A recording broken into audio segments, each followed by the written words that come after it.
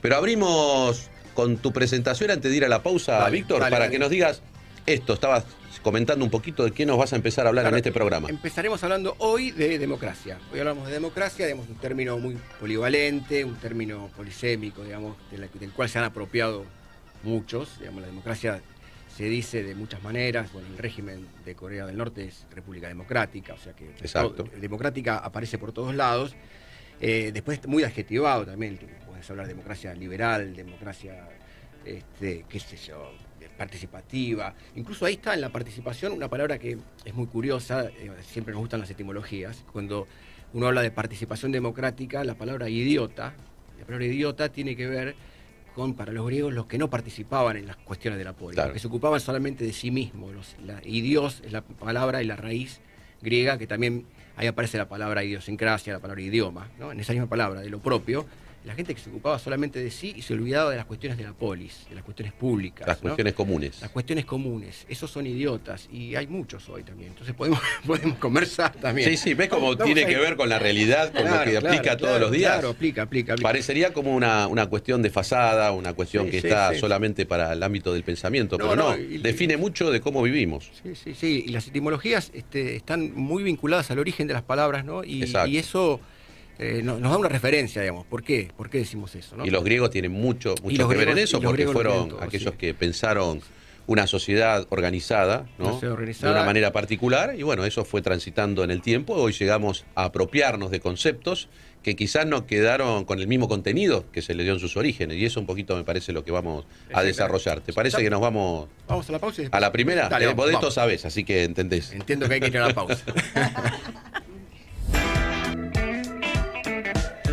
Bueno, y seguimos. ¿Te parece que avancemos? Avanzamos, Víctor, con la democracia. Dale, porque la verdad que es un tema interesante. Sí. Vos tenés que ir a preparar también tu programa también, así que te vamos a exprimir en estos primeros minutos del nuestro. Vamos a hablar un poquito de democracia, como anticipé.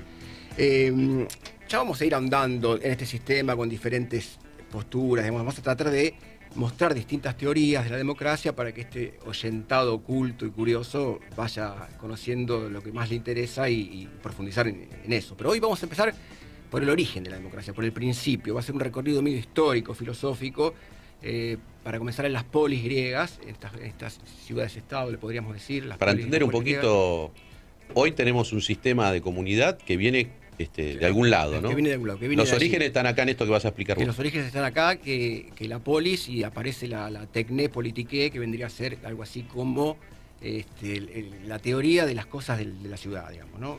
Cómo conocer las cosas de la ciudad. Tecné es una técnica, un arte, digamos, es un arte. Bueno, vamos a empezar entonces por ese principio, en el nacimiento de la democracia. Un momento histórico que lo podríamos fechar en el siglo VII, siglo VI antes de Cristo, digamos, en este tiempo donde el tiempo corre para atrás, ¿no? 7, 6, Exacto. 5, tenemos que... Se cuenta negativo. Se cuenta negativo, ¿no? Y vamos a empezar, digamos, que también podemos fechar en este momento hasta el inicio mismo de la filosofía, el paso del mito al logos, del paso del relato mítico, al logos, a la razón o a la palabra, ¿no? Que todo comienza con el asombro, con ver cosas que no sabían cómo justificar y le empezaron En un principio el asombro venía de observar la naturaleza. Exactamente, por eso la primera filosofía es la physis, la naturaleza. Los primeros filósofos son los físicos, que hoy serían los científicos. Claro, exacto. A partir del nacimiento de la democracia, digamos, cuando ya toma preeminencia la palabra y en la asamblea especialmente, comienza la filosofía tal como la conocemos hoy, ya con las cuestiones más ligadas al hombre y a sus incertidumbres, ¿no? Vamos a ver qué es la justicia, qué es el ser, qué es, todas esas preguntas. La palabra, digamos, es fundamental, digamos, qué es la justicia, qué es el saber, incluso la epistemología, ¿no? Qué es el bien, ¿no? El libro de La República de Platón, que es el libro inicial, podemos decir, de la filosofía, de esta era de la filosofía, digamos, tiene como subtítulo acerca de la justicia, digamos. La preocupación era qué es la justicia. Hay un diálogo emblemático entre Trasímaco, que es un sofista, con Sócrates, y que Trasímaco le dice que la justicia es lo que le conviene a los poderosos, y empieza por ahí, ¿no? Bueno, los sofistas, con los sofistas, que están muy desprestigiados los sofistas, pero son los primeros profesores pagos que existieron, digamos. Eran profesores de retórica que les enseñaban a la gente a cómo desenvolverse en las asambleas, porque a partir de la democracia, en estas eclesiastés que se juntaban, en esas asambleas se conversaba y se debatía y había que... Aquí había que saber moverse en el ámbito público. Había que saber moverse y había que imponer tu postura, digamos. Eso es poder. El arte de la convicción. La palabra es poder. Ahí empieza a aparecer los que entendemos nosotros como política hoy, ¿no? Exactamente. Convencer a otros. Ahí empieza la política y esos son los sofistas primero que, disputaban ese lugar de poder con Sócrates, Platón, porque para Sócrates, Platón lo que importaba era la verdad, no la retórica y no la forma de desenvolverse y de convencer, sino que importaba la verdad, que es de verdad la justicia, que es de verdad el bien, ¿no? Eso para Sócrates y para Platón era ir por ahí, digamos. Entonces por eso criticaban tanto a los sofistas y por eso a lo mejor el sofista está desprestigiado hoy. Pero en realidad fueron los primeros profesores de filosofía, digamos, que hubo. Exacto. Que hubo, realmente. A ver, el apogeo de la democracia griega aparece con Pericles en el siglo V a.C., pero para empezar la historia tenemos que retrotraernos por lo menos un poquito más de un siglo para atrás con las reformas que hizo Solón. Ahí empieza la primera parte de la democracia. ¿Qué pasaba en ese momento en Grecia? Había algo que se llamaba estasis, que es una especie de crisis o guerra interna, guerra civil, que se diferencia de Pólemos, que es la guerra justa. La guerra justa tiene que ver con juntarse y hacer la guerra a un invasor, digamos. Claro, a un tercero. A un tercero. Pero estas eran guerras internas. Estas estasis eran guerras internas que tenían que ver con el crecimiento de los artesanos, los comerciantes, todo el inicio de una clase ascendente, poderosa económicamente, que no tenía poder de representación en la eclesiastía en ningún lado, digamos. No tenía y buscaba un posicionamiento dentro de esa sociedad. Entonces, lo que hace Solón, que parece hoy, digamos, no parece muy revolucionario, pero lo que hace es ordenar la sociedad griega no por sangre, digamos, no a nivel patricio, digamos, no a nivel por la sangre de las familias. Los que gobernaban en Grecia en ese momento eran unas familias aristócratas, digamos, eran tradicionales, ¿no? Y lo que querían empezar a gobernar eran estos de abajo, que yo te digo, que empezaron a crecer económicamente, pero no gobernaban, no tenían poder. Entonces Solón empezó a ordenar la sociedad por dinero, por la cantidad de dinero que tenían. Entonces los ordenó así por poder adquisitivo, digamos, fueron dando 4 grupos, y eso que parece hoy, digamos, no parece muy revolucionario, en ese momento sí lo fue, porque digamos, ahí ya era la primera vez que el ascenso social ya empezó a surgir, digamos, porque vos eras un artesano, pero tenías plata, había un poco de mérito, te convertías en una persona con plata y pasabas a pasar al primer estrato de la sociedad, y ya tenías un poder político, ya podías participar en política y tenías decisión política, ¿no? Entonces ahí podríamos decir que es el primero de los momentos. Qué interesante esto, porque creo que todos y nuestros oyentes también van haciendo un paralelismo con nuestro desarrollo como país, ¿no? Claro. En las distintas etapas, cómo se puede ir avisorando que esto que vos traes de tantos siglos atrás tiene una visión de cómo se fue construyendo nuestra sociedad también, ¿no? Claro, exactamente. Y cuánto se habla hoy también de esto, de que los estratos, primero de que las minorías estén representadas, pero también que se construya de abajo hacia arriba. Claro, el poder. En este momento, cuando surge la democracia de Pericles, donde hay una democracia, digamos, en un poder ascendente, digamos, de abajo hacia arriba, como vos decís, se muere con la Grecia de Pericles, digamos, a partir de Alejandro Magno y que empiezan los imperios, ya el poder pasa a ser teocrático descendente. Claro. Y eso sucede, teocrático descendente va a ser hasta la Revolución Norteamericana y hasta la Revolución Francesa, digamos, no va a seguir siempre así. El poder absoluto es teocrático descendente, digamos, quiere decir, el poder estaba impuesto por Dios a un rey y el rey lo bajaba. Digamos, no hay ningún poder. ¿Y hoy habrá alguna forma de teocracia no tan manifiesta como esta que decís vos? ¿Hay algunos estados que tienen o tenemos este formato? Sí, es muy probable. Yo hablé de Corea del Norte, es parecido a eso, ¿no? También, digamos, dicen que es una democracia, pero el tipo se impone de alguna manera, digamos, y él cree que es un elegido. Los que se creen que son elegidos, está el problema, digamos. Las personas que se creen que son elegidos. Ahí está el problema, ese es el debate. Bueno, pero acá empieza Solón, después viene una larga tiranía de Pisístrates, y a partir de 507, que es el final, ¿viste? Cuando empieza en 592 Solón, con la reforma de Solón, 507 es el final, y ahí llega Clístenes, y Clístenes es el padre de la democracia. Ahí aparece la democracia con esta famosa palabra demos, que tiene que ver, los demos dividió Atenas por sectores o barrios, digamos, cada uno de ellos era un demos. Entonces la comuna acá de Ciudad Autónoma. La comuna de Ciudad Autónoma, y los pueblos o aldeas en las periferias, digamos, de Atenas, cada uno también era un demos, digamos, como si acá, por ejemplo, fuera Pilar un demos, todo Pilar, y después tenés a Cristóbal, cada uno un demos, que se gobernaban autónomamente. Ellos elegían a quienes iban a la Boulé. La Boulé eran 500 solamente ciudadanos, porque las decisiones grandes se tomaban en la eclesiastés, digamos, en la reunión de toda la sociedad, digamos, en el ágora, en la plaza pública. Pero no todos los días se puede hacer eso, digamos. También era lógico, digamos. Entonces había 500 elegidos en la Boulé, entonces estos demos elegían sus representantes en la Boulé, y entonces iban, y se turnaban, se sorteaban, digamos, era más o menos así, era muy... se pasó de una eunomía, una armonía que proponía Solón con esto de que aceptemos las cosas como son, bueno, a la isonomía, que tiene que ver con la igualdad de todos los participantes. Esto es a partir de Pericles. O sea, digamos que hubo como una revolución bien entendida, ¿no? Esta es una revolución. Digamos. Lo de Pericles es realmente muy, muy importante. Igual hay que tener en cuenta que la sociedad griega era democrática, el 20% de la sociedad podía participar de esto, ¿no? Una sociedad más o menos que en el siglo V antes de Cristo tendría 250.000 habitantes, más o menos. Unos 40.000 eran hombres libres, no esclavos. No todos tendrían el mismo estatus. No, claro, que no podían participar. Digamos, eran solamente hombres mayores de edad, libres, las mujeres no. Por supuesto, no esclavos, de padre y madre griego, o sea, no extranjeros. O sea, eran más o menos 40.000 personas los que podían participar de esta democracia y de este mucho sistema. De lo que después toma Roma también, ¿no? De un punto de vista pero parecido, no tan igual, pero Roma era más aristocrático, digamos, era más aristocrático en el Senado, había que estar ahí. Y después viene el imperio y a partir de ahí se termina. Cambió todo. Y a partir de ahí se termina. Bueno, lo que pasa acá, y es la polémica del día, digamos, es que después de Clístenes, que en realidad era de una familia dinástica también, ¿no? Aparece un familiar de él, un descendiente de él, que es Pericles, y que lleva, como decíamos, a la democracia a su apogeo, al momento cúlmine de Pericles gobernó más o menos, desde el 461 hasta el 429. Creo que yo me lo anoté por algún lado, pero hasta 429. Del 461 a 429... Vos solo te entendés las anotaciones. Yo me entiendo esta sanata, me la entiendo yo solo, sí. El licenciado médico parece. Parezco médico, sí. Bueno, pero ¿qué pasa acá? Lo que pasó es que hubo en el medio de todo esto las famosas guerras médicas. Entonces los persas eran un imperio grandísimo, los persas invadieron a los medos, ellos les seguían llamando medos, entonces por eso son guerras médicas, pero fueron los persas que vinieron a invadir Grecia, y hubo dos grandes batallas, Maratón y Salamina, donde se impusieron los atenienses. Los atenienses fueron en 480 y en 490 y en 480 a.C.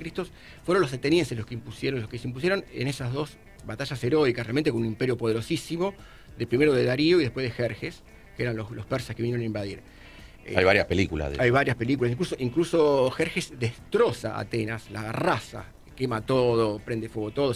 Todos los griegos se habían refugiado en la isla de Salamina, y en una batalla naval los derrotan a los persas, que incluso Jerjes se había puesto en un lugar así alto como para ver a su flota derrotar a los griegos, y terminó perdiendo, se tuvo que rajar. Pero ¿qué pasa a partir de ahí? Atenas cobra un poder tan grande que decidió formar una liga, la Liga de Delos, por la ciudad de Delos, para defender a todas estas polis griegas, pero como ellos como liderazgo, como cabeza. Y en esa liga todas las demás ciudades, Esparta y todas las otras, te digo Esparta porque la más significativa, tenían que aportar allí riquezas, dinero, todo para el tesoro de Delos, que bueno, con ese tesoro, con ese gran tesoro, ahí se produjo una especie de desfalco, una especie de choreo, digamos, de los atenienses. Nada nuevo con todos los demás. Porque ¿qué pasa con Pericles? ¿Qué hace Pericles? Algo clave para la democracia y para la participación democrática. Le empieza a pagar un sueldo a los políticos, cosa que no pasaba antes. Entonces, de facto gobernaban siempre los ricos. Porque si vos no le pagás un sueldo a los políticos, no tiene tiempo para gobernar a alguien. Porque no puede dejar su ocupación en el campo, ni su ocupación como artesano, nada, tiene que dedicarse. Esta boulé de 500 ciudadanos, que además tenían 50 que estaban de turno, todo el tiempo, todo un año tienen que estar de turno. Entonces, todo un año me va a perder, no podía ser. Entonces, lo que hace Pericles es darle un sueldo a los políticos, a los que en ese momento estaban ejerciendo las funciones de político. ¿Qué pasa? Que ese sueldo aparecía de este fondo, se lo robaban a los demás, ¿no? Entonces, a partir de ahí comienza Grecia a ser mal vista por sus otras ciudades, por las polis vecinas, especialmente por Esparta, y entonces después viene la famosa guerra de Peloponeso, donde Esparta derrota a Atenas, y allí la democracia queda debilitada. Igual la democracia ateniense siguió un poco después de la muerte de Pericles. Insisto, Pericles fue el apogeo de Grecia, porque incluso esto que te quería contar, con esa guita también de la Liga de Delos, se reconstruyó Atenas, en la época donde se hace el Partenón, por ejemplo. Donde se hace el Partenón, que ahora está en el Museo Británico, todos esos frisos de Partenón. Eso se hizo en esa época con los fondos comunes de todas las ligas, de toda la Liga de Delos, ¿no? Entonces se lo apropió Atenas. Atenas decía que se lo merecía porque ellos habían derrotado a los persas. Entonces, y esa polémica termina con la muerte de Pericles, que termina asediado por los espartanos, muere en una peste que sucedió ahí en Atenas, y la democracia se debilita completamente, incluso hasta que viene Alejandro Magno. Y ya Alejandro Magno empieza a gobernar en el 336, a partir de ahí ya se termina la democracia griega, y la democracia desaparece hasta nuestros días, digamos, así como la conocimos. Eso es lo curioso, hasta la Revolución Norteamericana, 1776, 1786 la Revolución. Ahora, ¿cómo se recupera, ¿no?, ese concepto que se había perdido en la historia? ¿Cómo se recuperan las ideas? ¿No? Es importante que las ideas perduran. Las ideas perduran. Y se elige por la participación. Si uno pone a hurgar un poco en la Edad Media aparecen focos de poder ascendente, van apareciendo. Hay un poder teocrático descendente absoluto, digamos, con los feudos del medioevo, que incluso después se manifiesta más en las monarquías absolutas que vienen después, en la modernidad, pero hay algunos pequeños focos de pequeñas sociedades que tenían un sistema democrático de elección, de participantes, en el que aparece de a poquito en la Edad Media, y que después recién vuelve, de verdad, como decíamos, a partir de las revoluciones norteamericana y francesa, ¿no? Pero bueno, la democracia tiene estas cuestiones. Bueno, cuánto de interesante, porque como decía recién, ¿no?, parece que filosofía, ¿no?, y democracia, estos conceptos están totalmente escindidos de nuestra diaria, de nuestra realidad. Sí. Cuando uno empieza a escucharte, cuando uno empieza a analizar y a focalizar en algunos rasgos históricos nuestros, vemos que tiene muchísimo que ver, y sobre todo en esto, ¿no?, creo yo que un poco lo que a nuestros oyentes le debe ocurrir, como a nosotros que estamos aquí, cómo uno empieza a entenderse como ciudadano. Claro. Y cómo uno también, al entenderse, empieza a elegir y a decidir de cuál sería el mejor formato, el mejor modelo, y que después se pueda ejecutar y cumplir, La ¿no? palabra clave es el consenso acá. Acá empieza a surgir el consenso, digamos, en estas asambleas, en el año empieza a surgir el consenso. Por eso también era importante convencer, ¿no?, y hablar bien, y tener buena retórica. Por eso fueron importantes los sofistas, a pesar de tan desprestigiados. Hoy tenemos esto también, ¿no? Una buena oratoria, a veces... Vacías también, ¿no? Bueno, ahí viene el tema. Ahí está. Ahí eso es lo que te quería decir. Es decir, cómo a veces lo que se dice después no tiene contenido. Claro. Y además de no tener contenido, no tiene efectividad en la realidad. Claro. O sea que se rompe el criterio verdadero, que es a la inversa, si uno lo recorre de abajo para arriba, es el mandato.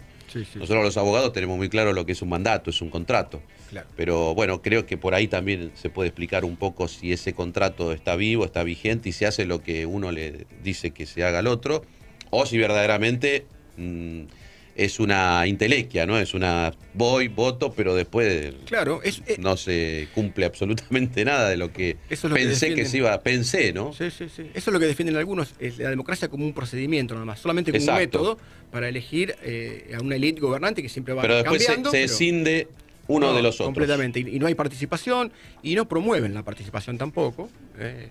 Pero bueno, y ahí así bueno, estamos. Interesante, porque la verdad... Llenos de idiotez. Siempre con la etimología, ¿no? Los idiotas eran los que se ocupaban de sí mismos y no se ocupaban de las cuestiones públicas. Bueno, ahí está. Se ocupaban de sí mismos. Yo siempre hablo de la participación, ¿no? La participación. Si uno lo traslada siempre a los términos futboleros, una cosa es entrar a la cancha, jugar y ver cuál es el resultado, veremos. Y otra cosa es ser tribunero y siempre estar desde ahí, criticar, pero nunca someterse a la realidad de la participación. Creo que eso es lo que estamos tratando, lo que estamos trabajando, y creo que le estamos apuntando un poco también a un concepto esclarecedor en todo esto. Más allá de que a veces la historia se ve como algo que no sirve para nada, hay que explicar, sobre todo a los jóvenes, que la historia es muy rica. ¿Por qué? Porque de las experiencias anteriores, de los antecedentes, yo puedo evitar cometer los mismos errores, y también puedo sostener aquello que creo que es mejor y que es válido. Claro. Por eso me gusta tu programa, por eso vengo. Bueno, eso fue algo que... Estaba arreglado. Sí, esto fue algo que surgió así como lo decís. Un día charlando, Víctor viene siempre después del programa nuestro, claro, con Del Plata sobre Ruedas. Un programa de la industria automotriz, que no tiene nada que ver. Sí. Que hoy a las 12 del mediodía estarás ya haciéndolo, pero charlando acá en esas previas que tenemos en la radio, nos conocimos un poco más. Vos dijiste, che, me gusta tu programa porque tratás temas variados de la realidad, y ahí supe que eras licenciado en filosofía y que estabas preparando tu tesis para la maestría. Y bueno, te invité y acá estás. Hoy debutando en Justicia y Sociedad. Y las próximas seremos más específicos. Esto fue un recorrido diacrónico, digamos, de la filosofía, y después vayamos a temas. Y ya estás y sos parte de www.justiciasociedad.com para que entren y te vean ahí también con tus antecedentes. Y me parece que también es un ámbito importante porque la búsqueda de esa página es interactuar, ¿no? Perfecto. Muchas gracias. No, gracias a vos por estar en Justicia y Sociedad, y la verdad que un gusto para nosotros. Gracias. Bueno, y seguimos